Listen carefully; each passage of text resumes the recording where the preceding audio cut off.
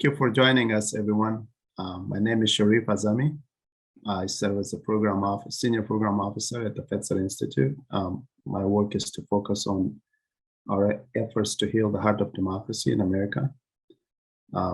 Today, we are joined by three of my amazing colleagues and friends, Leila Zaidan, Sherry Hyder, and Justin Gibney. We are, just as the session, the conference focus really is on how do we build a racially just and healthy society. And so just in light of that main theme, the session really is focused on how do we, as we heal the divides in our democracy, as we think about the future of our democracy, how do we think about, where do we have to discern the harmful potential, and then how do we build a pluralistic democracy. So before we do that, I was actually thinking that we should take a quick minute just to make ourselves present here, become really reflect on why we're here, make ourselves available. During that time, I'll also read a quick excerpt from Dr. Palmer Parker's essay on the politics of the broken heart, and then we'll go from there. So if it's okay, I would like to invite you to just a quick minute of reflection, and I'll read the excerpt, and then we'll start our session.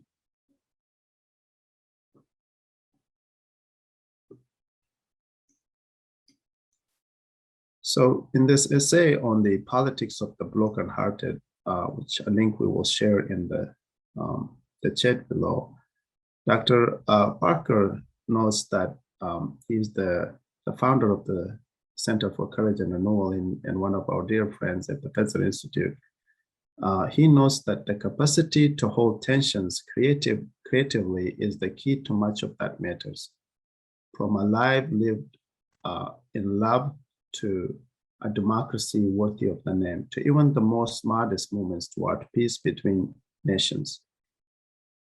So for those of us who care about such things, we must work to root out the seed of violence in our culture, including its impatience and its drive toward control.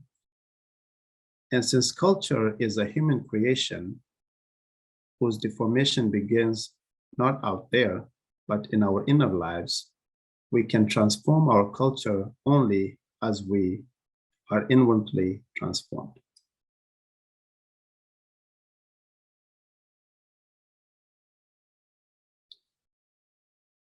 So as we begin our session today, yesterday I was I joined the session with Dan Cardinale, Dr. Christopher Gale, and John A. Paul. And they also, during the session, especially Dr. Paul, talked about, the state of our democracy now, and the need for us to have a sort of kind of a building mindset from a breaking mindset, and that's what I think Dr. Palmer Parker also talks about in this essay on the politics of the broken heart, where is like that the heart could be both something that if it's broken, it can inflict wounds on the others. But it can also, if we open it, also can be a source of healing, really enlarging our ability to also feel the wounds and pain of others. And so, in today's session, I think what we want to explore is how do we do the good work of building a pluralistic democracy, of healing our divides, and then also at the same time, how do we also proactively discern and determine areas where we have to be more aware, more awake of not causing any harm as we do this work, especially in the context of racial justice and equity. So how do we do this healing work and not come across as we are sort of papering over the grievances of marginalized communities, and then also proactively build a more pluralistic democracy. So that's the goal. And before we do that, I would like to invite our speakers, Leila Zaidan, Justin Gibney, and Sherry Harder, to briefly introduce themselves, the work they do.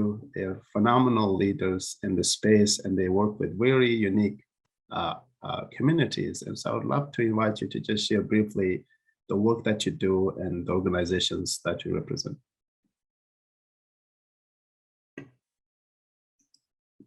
So Leila, do you want to go first? Yeah, sure thing. Well, first of all, thank you to Sharif and everyone at Upswell for this fantastic opportunity to talk about what I think is a deeply important topic when it comes to our democracy and the future that we want to build together. So as Sharif mentioned, I am with the Millennial Action Project, which is an organization that works with more than 1,600 young elected officials, both in Congress and in state legislatures, to heal our divisions and build a more functional and inclusive democracy. So that's a big goal, right? But we think that we can do that through a pretty simple tactic, which is listening to each other. Millennials and Gen Z are the most diverse generations to have ever lived in this country. And we believe that they hold the key to translating principles of diversity, equity, inclusion, and belonging into our institutions. MAP's work and my job is to help them practice those values today in their work as elected leaders. And the long-term theory of change is that practicing those values today will scale those norms into tomorrow and create a culture in which open-mindedness and inclusion are second nature. Sort of in practice, the way that looks is we've got chapters across the country, what we call future caucuses in legislatures across the country. And they've all committed to the same idea of listening to one another and creating the permission structure just to even meet other legislators, but then build surprising coalitions to work on urgent policy issues. And, I'll just share one quick story about how we've seen some early successes of this model. Back in 2017, we launched the Mississippi Future Caucus, and they are fantastic. They're still a caucus today. On that first day where they came together to talk about what issues as a generation, as a group of politically and racially diverse leaders, what they were going to work on, the issue of changing the state flag came up, which for some of you who might remember, in 2017, the Mississippi state flag had Confederate iconography on it. And as soon as the idea was proposed, it was shot down. Everyone said, I am not ready to work on this issue. And so they tabled it for the time being. And instead they focused on where they could get to agreement, which was things around economic security and student debt. And over the next 3 years, the group continued to meet and continued to engage with one another and started to build trust across lines of division. And in 2020, the issue of the Mississippi state flag came up again, except this time, the Mississippi Future Caucus had invested the time in building the relationships to allow them to not just trust each other, but actually listen to one another and hear one another when it came to talking about where their perspectives and why they felt a certain way about sort of this really racially polarizing issue of the state flag. And ultimately that caucus, which just 3 years earlier said, we don't even want to talk about this issue, decided unanimously to support changing the state flag. And that's just in 3 years. And so I just bring up that example to say, as a small example of what MAP does, which is to invest in building the infrastructure across political, racial, geographical, gender divides, and to enable a culture of open-mindedness and inclusion in order to work on issues that matter to our generation and to our country. Thank you, Leila. I'm sure it's very easy to do that, right? In today's culture. Well, we'll go to Sherry. Sherry, would you please share the work of the Trinity Forum? You're on mute, Sherry. Still muted, rookie mistake. Sharif, thank you for that, for the introduction, and great to be with you all. And yes, thanks for the question. So I lead a group called the Trinity Forum, and we've been around for 30 years. And part of what we try to do at the Trinity Forum is provide a space and resources for people to wrestle with the big questions of life in the context of faith. And we're coming from a Christian faith perspective. We non-denominational, we call ourselves merely Christian, but we provide lectures, discussion groups, Socratic forums, and the like, and essentially try to set a conversational table and allow people to, to discuss, to talk through big questions having to do with everything from suffering, meaning, purpose, vocation, and the like, and certainly including questions of societal justice as well. So we host a number of online conversations, in-person conversations, reading groups, and essentially try to welcome people to the table, people of all faiths and none, although we're, like I said, we want to be upfront about where we're coming from, to talk together about what matters most. Thank you, Sherry. I have many questions. I mean, I think this is a very interesting and diverse group, and just working with very unique communities, just representing really different audiences. And I want to really go deep into some of the kind of dynamics that are emerging within your communities. And we will also give the participants a chance to ask questions if they have in the subsequent section. But before that, Justin, I would like to invite you to just really reflect on the work of the AND campaign and the amazing efforts that you're leading to really create a movement at the urban level. So I would love to hear, more about your work and how you hope to transform our society. Yeah, Sharif, well, first, thanks for having me. I'd like to thank Upswell and Fetzer for the opportunity. As you heard, I am the president of the AND campaign. The AND campaign is a Christian civic organization. My personal background is that I'm an attorney and political strategist. And what the AND campaign is trying to do is raise civic literacy among Christians. We want to help Christians understand the political process better so that they can be more effective. But at the same time, we want to help them apply their values to the issues of the day, to maintain those convictions, while at the same time having respect for civic pluralism, having respect for other people's differences, and being able, when there are disagreements and there needs to be a debate, being able to do that in a way that is constructive. And so we've really tried to do that. The other thing that we really work on is bringing different groups within the Christian faith together to work on issues such as criminal justice, religious liberty.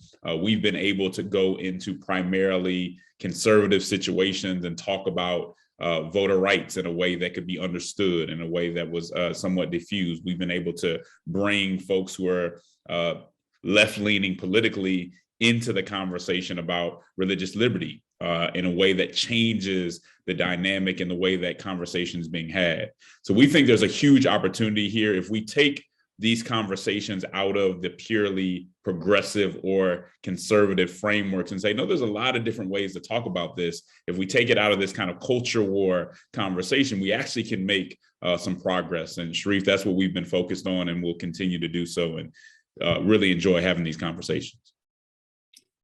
Thank you, Justin. And I think as we think about our work, I think it's just really amazing to see, very distinct perspectives with very distinct communities. But, as we do this, I think one of the questions, I think this is I'll start with that with Sherry. I think, particularly in the faith communities, in the Christian communities, we during these times, I think, if you look at some of the studies, I think many scholars suggest that we are almost as polarized as we were during the Civil War. It's very heightened, and in this context, what happens is, I think we really lose a lot of room for nuance and complexity.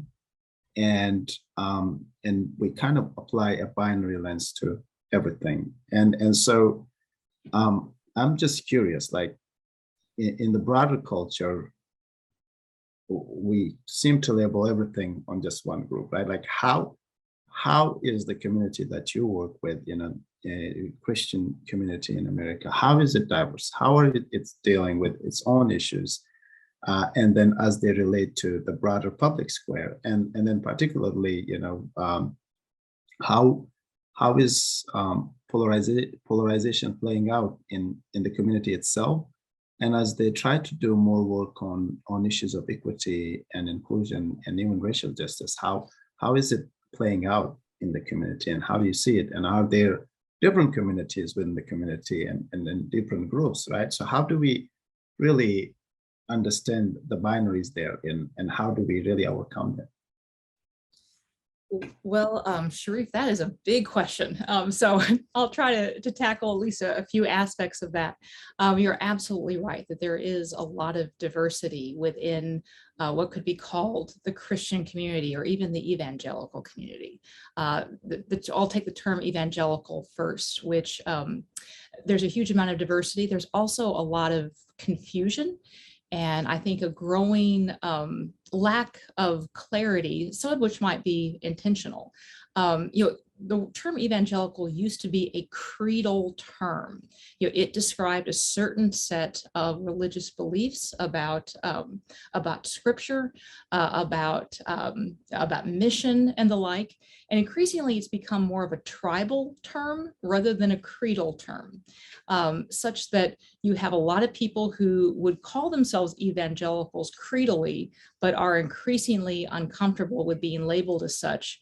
At the same time, just recently, I think there have been a number of studies showing that there are a growing group of people who might call themselves evangelical now and simply mean it largely to mean they like Trump and believe in God, such that the creedal content has all been taken out. And so I think, kind of the conflation of terms has both really muddied the waters, but also obscured, I think, a lot of the not just theological, but also political, civic, demographic diversity within evangelical Christianity, and certainly within Christianity writ large.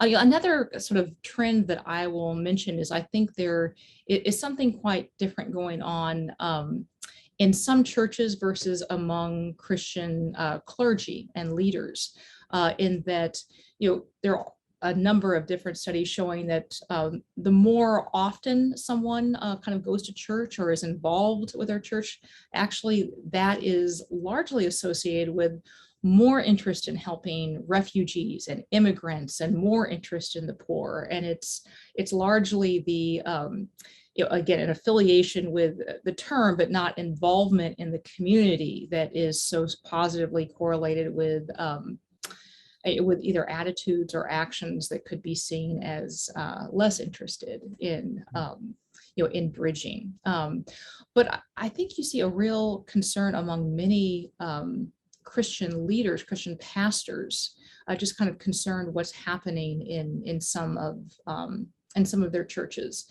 in that America as a whole is becoming much more polarized, and the church is certainly not immune from that. And I do think one of the ways that it manifests itself, which is really unsettling, and which I'm sure we're going to go into, is, not only are, as a diverse country anyway, but as a country that's getting more polarized in some of its diversity, do we have big disagreements over what's better or worse, or even what's right or wrong, but increasingly what's true or false, or real or unreal. And a lot of that, I think, is being driven by distrust of others, which is part of the effective polarization that you mentioned.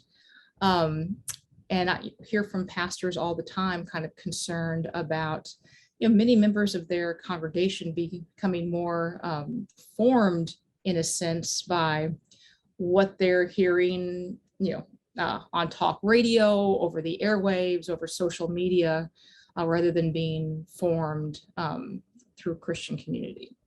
So it's a big question. Those are just a few sort of things that I would kind of throw out there, just in terms of the way polarization is affecting Christian community, as well as kind of the broader body politic.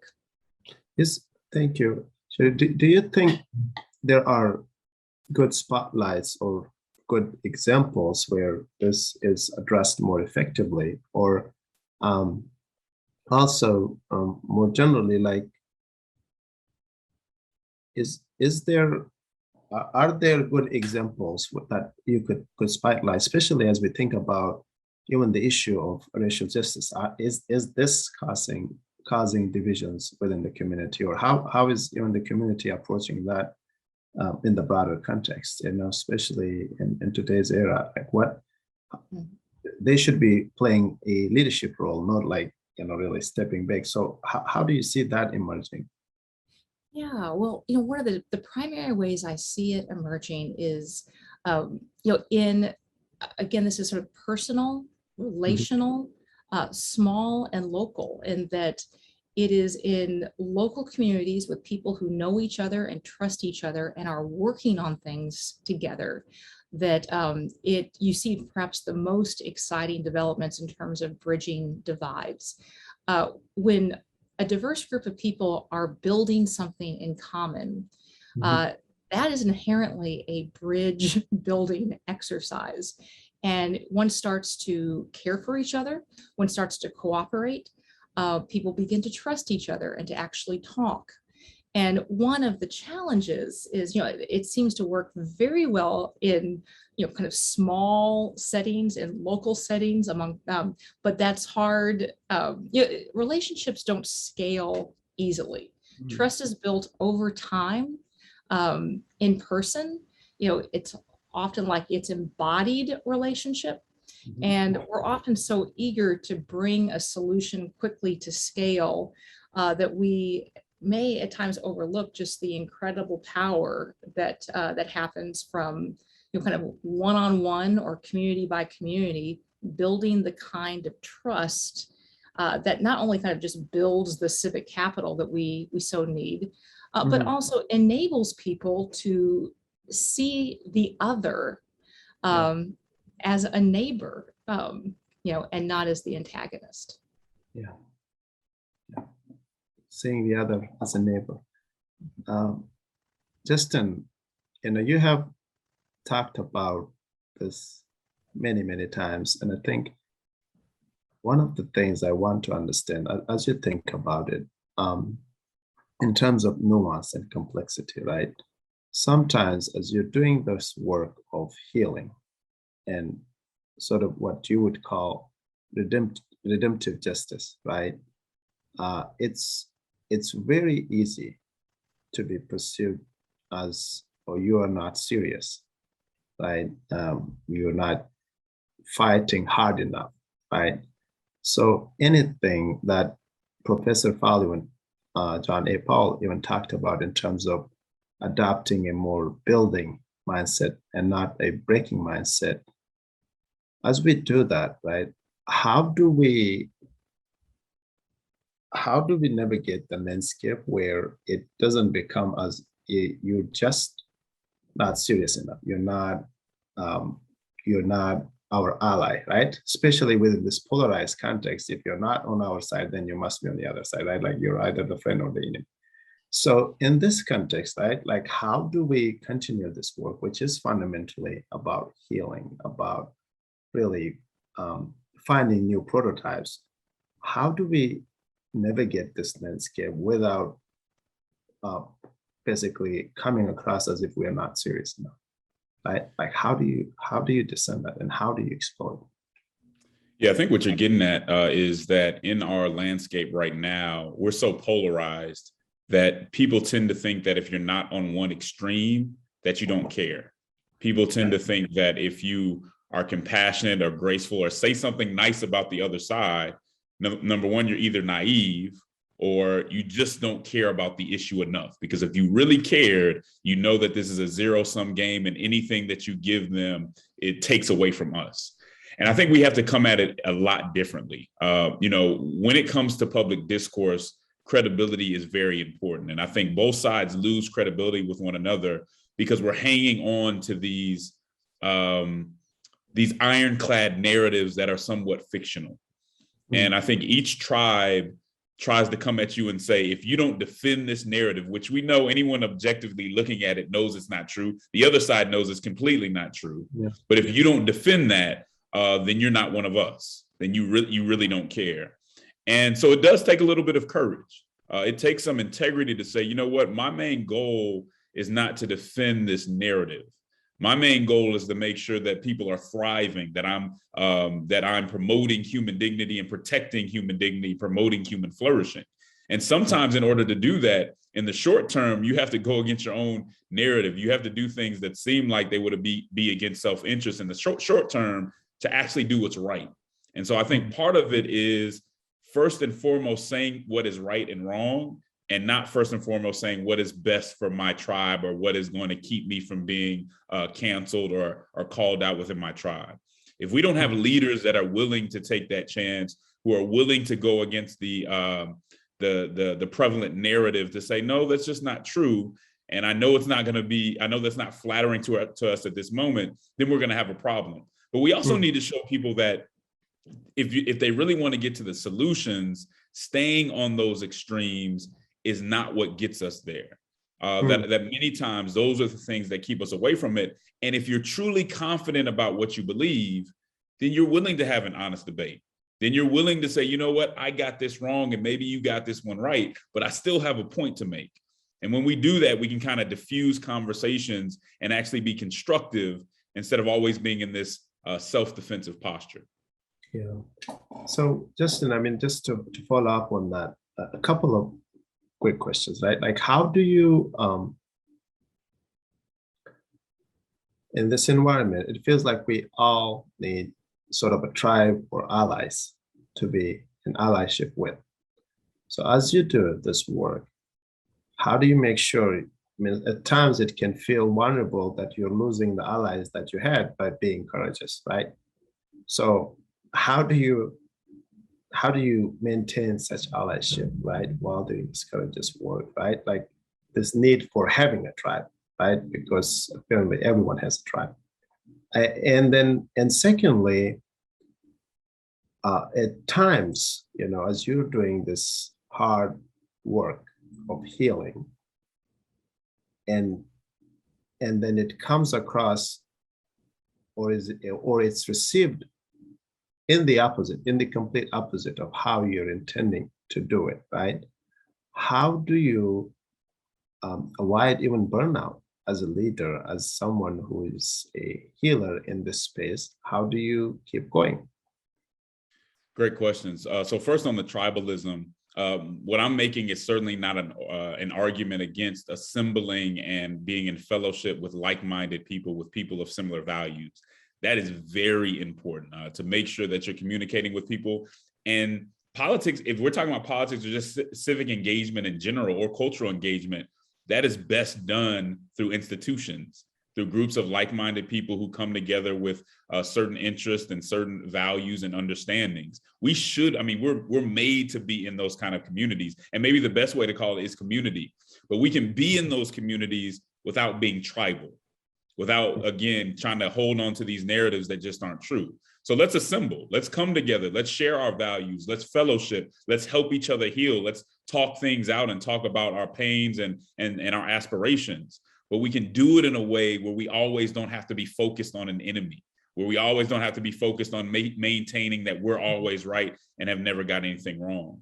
On the second question, I think they play into each other. The way that I avoid burnout is really through my community. It's through having a group of friends and people around me and people at my church who encourage me, who remind me of exactly what I'm out there kind of pushing for and what I'm promoting. And then also I would just say the history is, you know, it's coming from the African-American community. The history of the civil rights movement for me always gives me a reason to move forward. I mean, they're going through things that are far harder than what I'm going through now. So being talked about on social media or not always being understood is okay with me, because I think I come from a legacy of people who are willing to put up with worse things to get to the truth and to get to justice. Oh. One last question. I mean, so, some people, as we do this work, like how do we not come across as, like, what do we need to see more, right? That we do not see, right? Like, where do we have to expand our knowledge, right? Where are there potentials for doing harm that we don't even see as we do what we think is good work or healing work, right? What are the things that we have to push on ourselves to unpick? I mean, some people might even suggest, given the space they're in, right? And the society marginalized for centuries, right? They might even suggest maybe it's best that we are polarized. Maybe that's for our best interest, right? So where do we have to expand our own capacity to be more thoughtful of the things that we don't see, the hierarchies that we do not see, right? How do we better ourselves as we do this work? Well, Sharif, we all have blind spots. Yeah. And one of the worst things that can happen to any individual or any community is not to realize that they do have blind spots. And we're able to sometimes become aware of those blind spots through interacting with people who are different than us, people who may challenge our point of view. Not that we're always going to agree or come to terms on any given issue, but they can help us have a critique of ourselves that we may not have seen before.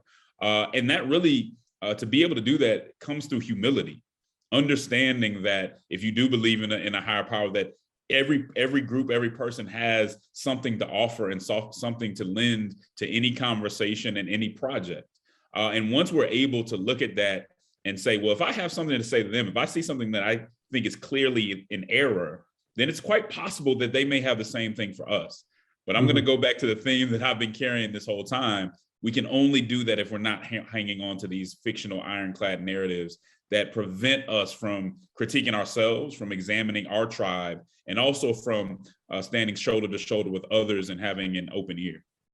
Yeah, thank you. That's great. And I would invite everyone to really reflect on this question more if you want to share some further in terms of, like, in this work of healing and equity and inclusion, what are some of the kind of blind spots that you have detected or that people should really be mindful of? As practical examples, I would really invite you to reflect on and if you want to share further. But Leila, you're doing some amazing work with much needed bridge building, healing among lawmakers, really trying to create opportunities for them to connect. And it's not easy, right? The environment that we're in really doesn't make it easy to really even engage. And so I have a couple of questions for you, right? Given your work with lawmakers till now, what state are we in, right? Are we, in terms of the promised land of the beloved community, given the state of polarization in America, given the crumbling of institutions and just the really heightened threat to democracy itself, do you think we should be defending the line in terms of whatever progress we have made, or do you think we should be sort of more on the offensive and really making progress towards a more pluralistic democracy, or both, right? And then what are some of the sort of lessons that you've learned from your work in terms of where we're headed in our democracy? Yeah, well, you might anticipate what I'm going to say, which is I hate an either or choice, and I can't be boxed into one. So I certainly think both are important. And actually, Uma Viswanathan said yesterday in her remarks on the main stage, she invited everyone to think about our role in, this defense or offense question. And she said, really think about it and sit in your discomfort and let yourself squirm as you think about your role in this. And human nature is to avoid doing that. That doesn't feel natural. That doesn't feel good. And legislators, elected officials, believe it or not, are humans.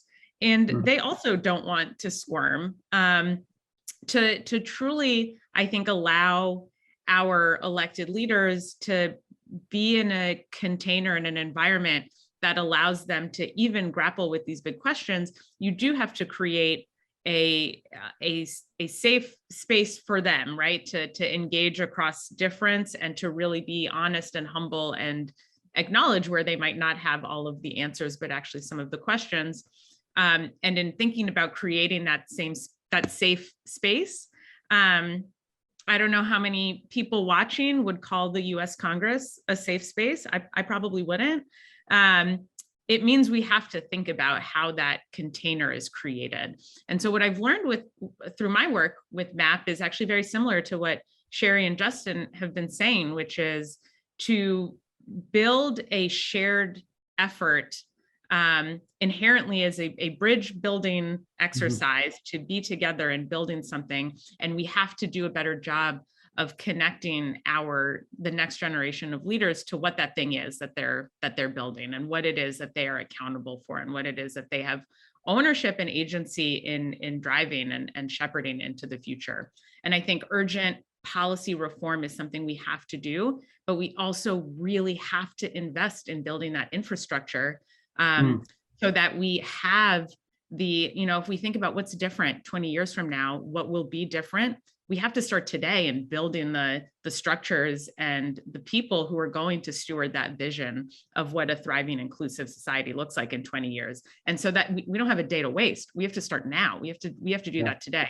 We have to hold the line, but we have to play offense, because otherwise you're like a dog with a tennis ball, right? You're just responding to case by case scenarios and trying to put out fires. That's not sustainable. That's how you get burnout, right? That's how you get people who say this isn't worth it, nothing's changing, I'm treading water. Think about, right, like what's the most recent, the debt crisis, the debt ceiling crisis, right? Everybody has probably heard about that. Very few people have probably heard about a bipartisan group of legislators in Mississippi who spent 3 years meeting and building trust and ultimately were able to respond in, the midst of a racial reckoning. And so I think, just a takeaway from that is that not only is this not natural for legislators, but that it really does require everyone to help create the infrastructure and training, I think, that leaders need in order to practice these skills, to build the self-awareness and community in which to then practice that open-mindedness, that empathy, that curiosity that enables us to build the trust over time that opens the door to justice. Interventions, I think, like what all of us on this panel lead, that help individuals be deliberate, to have the emotional intelligence in their community with people who might be different from them. We've seen that trainings like that develop better leaders, right? That focusing on a healthy inner life will lead to better outer outcomes. And so in thinking about what that means in the context of our democracy and in the context of pursuing racial justice, I think, you're not going to get a ton of external validation for doing the hard offensive work of building infrastructure over a long period of time. And so it really does have to come from within, and we have to help you connect to something bigger than yourself, but you're going to generate that connection from inside yourself. And I think, Justin, you talked about this. We all need a tribe. We all need to feel a part of a tribe. And right now, the options that we're giving people make it feel really scary to step away from the tribe in which you've been sorted into. And I think the more that we can normalize through our own conversations, through these kinds of interventions, through our programming, to help people feel like there's another tribe that they can be a part of, that there's actually many people who don't fit neatly into the box in which they think they've been sorted, that ultimately opens the door to being creative and innovative in solving problems that lead to more justice. And I think just, the last thing is,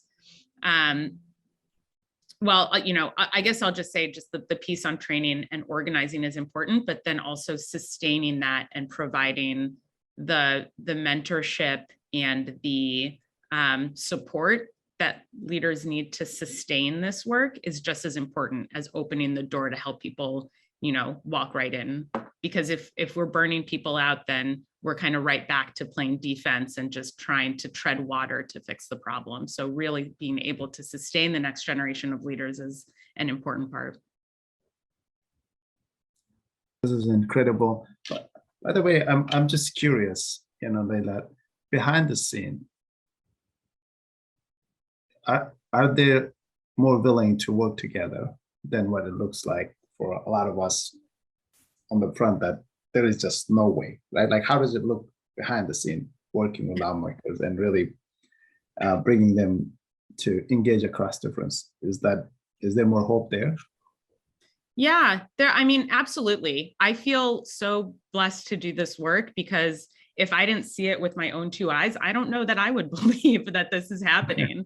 And so let me tell everyone watching here that this is happening across the country, that people are more hungry to find connection with each other than they are to tear each other down. And part of the issue, I think, that leads to greater and greater polarization is the narrative that we build becomes a self-fulfilling prophecy, right? It is, think about just our democracy as a whole. I think something like 30% of young people think it's important to live in a democracy. 30%.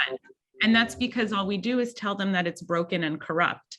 And so if we can talk about the wins that our communities are leading, the ways in which we are finding opportunities to work together, while also being realistic about the massive challenges that we're facing and what we're up against, that starts to shift the narrative around what is possible. People start to see themselves as agents of change, and that's how you grow a community.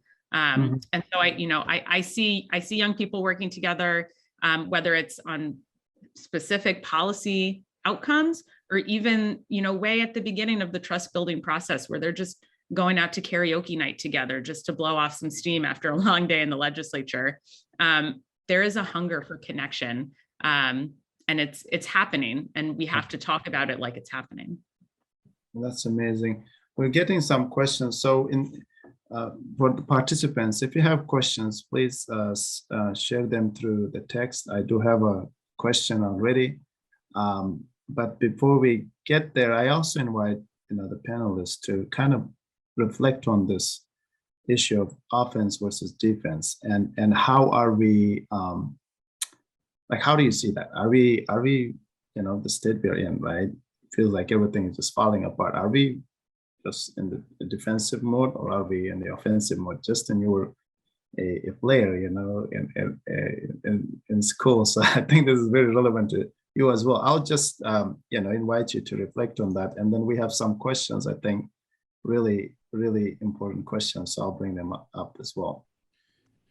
Yeah, Sharif, as a former football player, I think I would say that the dynamics and the way we think of our discourse should be completely different than that. That it's not always a matter of defense or offense, but coming to the table to find solutions. And number one, this isn't a game.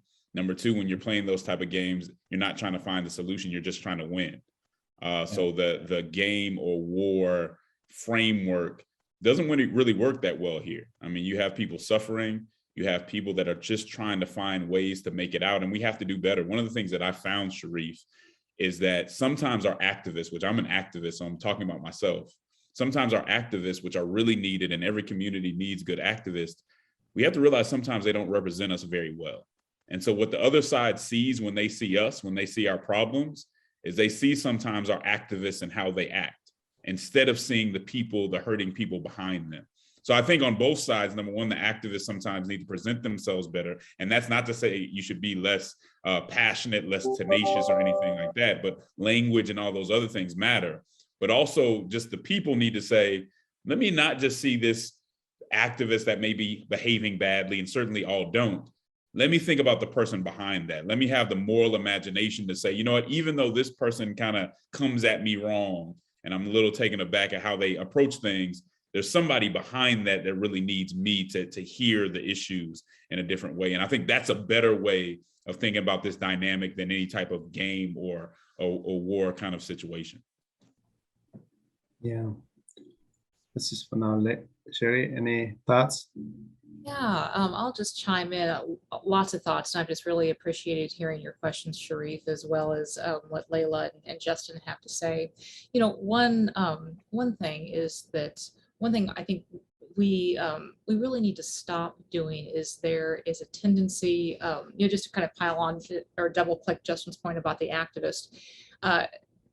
There is often a tendency to aim a lot of fire on those within one's own community who are not radical or activist enough. You know, culture wars, like land wars, usually the bridges are the first things targeted. And you know, I think one of the things that we need to think about is just the value of the bridge, and to strengthen those bridges rather than target those bridges.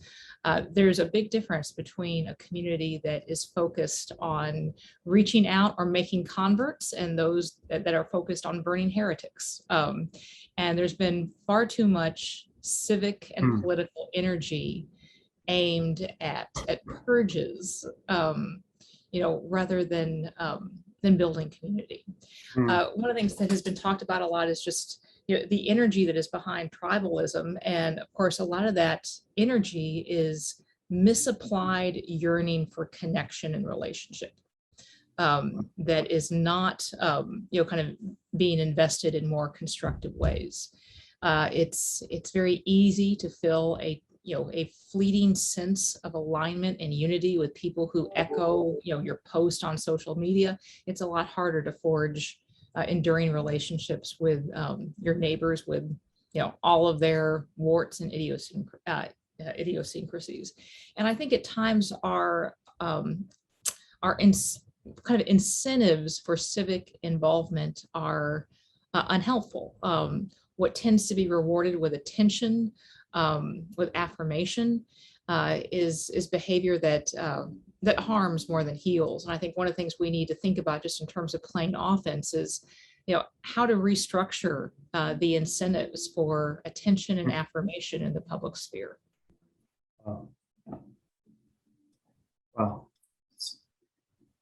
It's a huge question, right? And I think just thinking very differently, and I love the notion of, you know, thank you for highlighting that bridges are the first target, right? And I think that's such a critical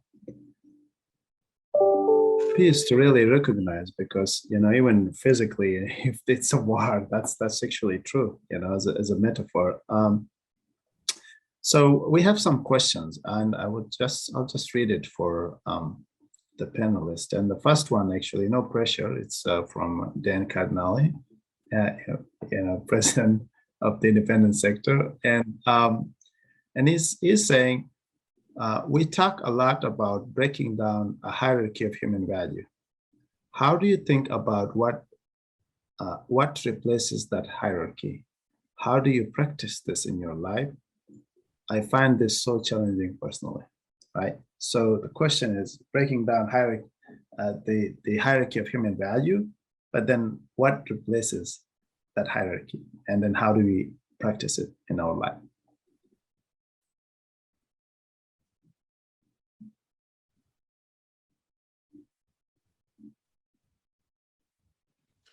I guess I'll give it a shot. I mean, when we're talking about living together, when we're talking about how people with serious differences, and so what I never want to do is kind of gloss over these differences that we may have. I mean, these things deal with life and death issues that we really have fundamental disagreements on, and how do we come together and try to understand that? I think two things come to mind that I think should be at the, I guess, core of this is number one, human dignity.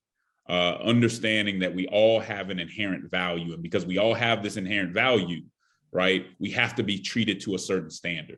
And to me, when we talk about social justice, there's a lot of different definitions. I think it comes down to human dignity and the idea that in society, people need to be treated to a certain standard. And anytime they go below that standard, I think it should be addressed by all of us. Whether it impacts us directly or not, we need to address that. And so I think when you address things from a standpoint of human dignity, and then again, that humility that says, I have to listen, because if I don't listen, if I don't try to find out where my blind spots are, I may very well be on the other side, be on the wrong side of this conversation. I may very well be the one that's violating someone else's human dignity. And to me, and I think I understand, to me, those are the core principles that I think need to be, when anytime it comes to pluralism, those are the core values that need to be in place. Yeah. Sherry, how does this show up in sort of the Christian community, especially, right? Like this hierarchy of human value, right? And especially, I know you're doing a lot of work on sort of equity and racial justice, and really highlighting its importance within that community through your platform. Does it divide people? How does it show up? Yeah, well, Jesus basically said all of the law and the gospel can be summed up in essentially 2 commandments. So, love the Lord your God with all your heart, mind, soul, and strength, and love your neighbor as yourself. And in many ways, I think the primary way is that of love. And hierarchy is, of course, a term that is concerned with power, power and status and ranking. And in many ways, love is the great upender of that. And so, our as Christians, our civic marching orders is essentially, to order your loves, to love God and love others as your neighbor. And as Justin was saying, inherent in that is a sense of the dignity of every person as someone unique and special. And they may be profoundly wrong, but they are also a person of profound worth. So I guess, I hope it doesn't sound too pat, but like the love upends hierarchy in many ways. It's a different way of looking at one's neighbor. And I think that's part of what we are commanded to do. Yeah. Well, here is another question, I think, that is from Scott Wheeler. I think it's a really important question, and I think it's really central. So if you are reaching across difference, Justin, you talked about the need to be courageous, right? That it requires some courage. And as you are courageous, as you're trying to build these bridges across really radical line of differences, what you lose the tribe that we talk about, right? Like the community. If you're abandoned by your own community, what do? Right? And if you're attacked even by your own community for that work, how do you navigate that landscape? And how do you do that without, holding? I think the most important point here to me is like holding your community or your tribe with you, because you need that to flourish, really. And you're doing that, most importantly, that work for that community, right? And so how do you do that? Or how do you navigate that, the nuances of that? And I'm sure some of you have a lot of experiences of this. Yeah, I can try. I think anytime, and we talked about the courage conversation, anytime that you're correcting kind of tribalism, anytime that you're standing up to what is conventionally held as truth, or what you go by in your tribe, you're taking a chance. And I really don't think that you can build bridges or that you can change things without taking the chance of saying, I may be outcasted, which is a lot easier said than done. But if you look throughout history, it was only those who were able to stand up and not just scream at the other side who really wasn't even listening or probably wouldn't be impacted by what they were saying, but to turn around and say, we can do better, or we need to approach this better. Even if you find yourself in a group of people, where I come from, that has historically been victimized, that still doesn't mean that there aren't times that you turn around like Frederick Douglass did and other folks that didn't say, there's a better way to go about this. Yes, we need to fight for justice. Yes, we are being wrong. This is not about justifying what anybody else is doing. Our approach still matters. Like, so we could have a good cause. We can be on the quote unquote right side of this conversation and still go about it the wrong way. We can still be trying to commit the age-old error of being evil to fight evil. And I think those are the times where you just have to do what's right and believe that that there will be those that'll be with you. And if not, that you'll be able to make it through until people understand where you're coming from. But nothing changes without people who are willing to take that chance. And I think normally people find that you make it through, even if it's not always easy. Leila, did you want to chip in?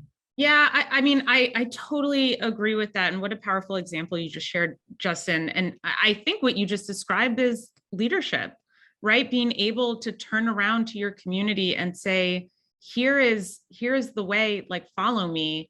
That requires tremendous leadership, bravery, communication skills. I think it's you know, at its core, it's about being able to inspire others and to be brave enough to go forward, even if, you know, you're doing it with alone or with just a few. And I think that, you know, whatever we can do to then encourage and inspire and support that leadership in individuals, and maybe that's very quietly, and maybe that's privately, but thinking about how we help people be equipped to do the really hard thing, which is turn around to your tribe, the people who give you safety and community, and be able to disagree. That's a hard thing. And whatever we can do to help everyone in whatever your community is do that, I think is a good thing. Yeah. One thing I'll just add, Sharif, real quickly is that I think words of encouragement are generally appreciated when you see someone being attacked, you know, even if they come from an unusual source. And another thing I'll mention is I think there's also room for new communities to be built. You know, David French, who's a very conservative columnist, wrote an article just this last Sunday about how, you know, he kind of sees new communities being built along a different axis, the one that's not just ideological, but actually kind of committed to liberal democracy. And so it includes people of various ideological persuasions, but you know, but their ideological preferences are kind of underneath that commitment. And so I just think two practical ways are, you know, encourage promiscuously, you know, when you see, you know, people being attacked, and two, you know, this may be a really strategic and important time for new institutions and new communities. Yeah. So we have just a couple of minutes. One last reflection that you might have on, you know, how do we, Professor Powell, John A. Powell yesterday said we need to tell a more positive story, a more positive framework that's basically that we shouldn't be held hostage by the past. We shouldn't deny it, but we should also be held hostage by it, right? So how do we do that? One final thought on, you know, how do we transcend our binaries, and then when do we have to be even more mindful of any potential blind spots that we might have as we do this work?